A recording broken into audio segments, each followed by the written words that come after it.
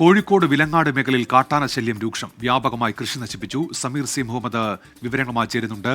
സമീർ, എന്തൊക്കെയാണ് വിശദാംശങ്ങൾ?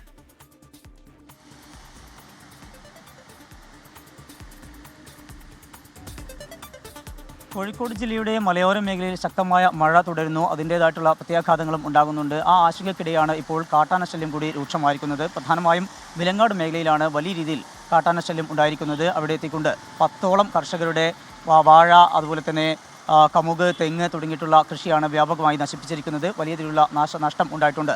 പ്രധാനമായും ആനകൾ ഇവിടേക്ക് എത്തുന്നത് കണ്ണൂർ ജില്ലയിലെ കണ്ടവം വനമേഖലയിൽ നിന്നാണ്. അവിടെ നേരത്തെ ഫെൻസിംഗ് ലൈനുകൾ ഉണ്ടായിരുന്നു. പക്ഷേ ആ ഫെൻസിംഗ് ലൈനുകളൊക്കെ തകർന്നിരിക്കുന്നു. ആ ഒരു പശ്ചാത്തലത്തിലാണ് ആനകൾ ഇങ്ങനെ ഈ കോഴിക്കോട് ജില്ലയിലെ വിലങ്ങാട് മേഖലയിലേക്ക് എത്തിക്കൊണ്ടിരിക്കുന്നത്.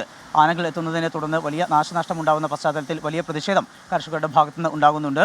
ഈ ഫെൻസുകൾ പുനഃസ്ഥാപിക്കണം, ആനകളെ എത്താതിരിക്കാനുള്ള നടപടി വനംവകുപ്പിൻ്റെ ഭാഗത്തുനിന്ന് ഉണ്ടാകണം എന്നുള്ള ആവശ്യമാണ് ഈ കർഷകർ മുന്നോട്ട് വെക്കുന്നത്. ഒപ്പം തന്നെ നഷ്ടപരിഹാരം ലഭ്യമാക്കണം എന്ന ആവശ്യവും കർഷകർ മുന്നോട്ട് വെക്കുന്നുണ്ട്. ഉന്മേഷ്. ശരി സമീർ സി മുഹമ്മദാണ് വിവരങ്ങൾ നൽകിയത്.